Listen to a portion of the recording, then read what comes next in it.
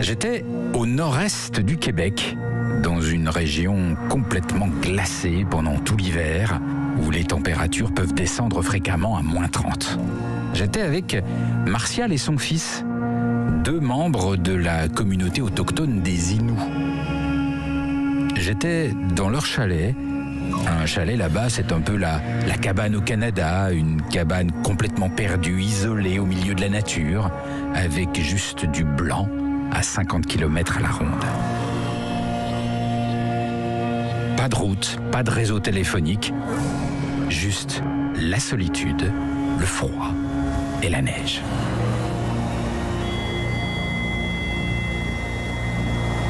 Aucune route, mais une petite voie ferrée, une simple voie perdue, glacée, battue par le vent.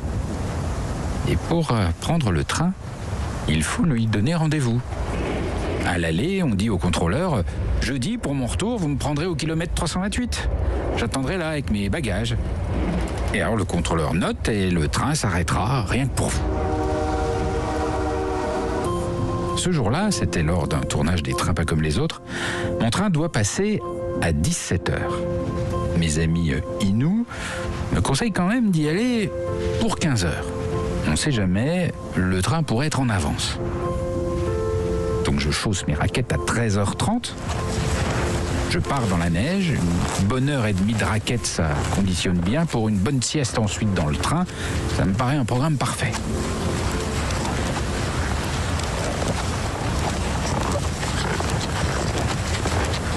J'arrive à 16h, épuisé, le long des rails. Je suis content de détacher mes raquettes. Je suis content, mais je me rends compte progressivement de la situation. Voilà que je suis en train d'attendre un train qui doit s'arrêter pour moi au milieu de rien. Tout cela à 1h30 de marche d'une cabane, sans téléphone. Il fait -15. Bon, j'espère que tout se passera bien. Il est maintenant 17h, toujours -15 degrés, et je me dis que j'ai de la chance d'avoir une bonne doudoune. 18h30, le soleil commence à se coucher, le ciel est orange, c'est beau, mais je commence à trouver le temps un peu long et l'air un peu frais. 19h15, il fait -20, toujours pas de train, et il fait noir. Ma doudoune a atteint ses limites. Le froid, petit à petit, s'infiltre dans le corps en suivant la colonne vertébrale, de haut en bas. C'est glaçant, je n'aime pas ça. Je sais que quand ça commence, le froid ne reculera pas. Les choses vont empirer, il n'y a rien à faire. Et je m'inquiète sérieusement. Et si le train n'arrivait pas? Est-ce que je reste sur place? Ou est-ce que je retourne dans la cabane, sachant que le train suivant est dans 3 jours? Et je me dis aussi qu'il n'y a aucun moyen de prévenir le train suivant qu'il devra marquer un stop pour moi. Il y a dans ces moments-là des décisions qui relèvent parfois de la survie, mais heureusement, on ne s'en rend pas trop compte.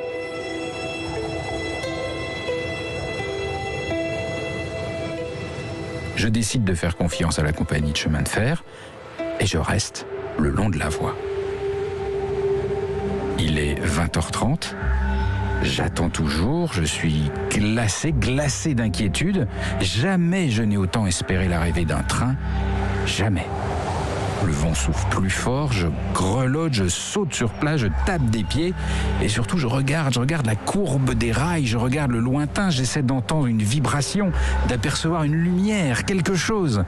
Je suis dans le noir, il n'y a rien. Cette fois, je songe à repartir à la cabane dans la nuit.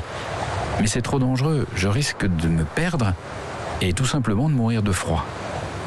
Tout à coup, j'entends dans le lointain un gros klaxon de bon gros train américain. Et puis, un éclat lumineux blanc dans la nuit. Il arrive. Alléluia, je saute de joie. Au sens propre, je suis content comme jamais. Il arrive enfin et j'espère qu'il ne m'a pas oublié, qu'il va bien s'arrêter. Car ça, comme on dit chez moi, ce serait le pompon. J'attends Dès qu'il est dans ma ligne de mire, je m'agite dans tous les sens, je fais des grands signes. On ne sait jamais, il faut qu'il me voie absolument. Il devrait avoir commencé à ralentir. J'observe, je regarde. Oui, ça y est, il a ralenti, il arrive, il s'arrête. C'est la première fois que j'ai l'impression qu'un train m'a sauvé la vie.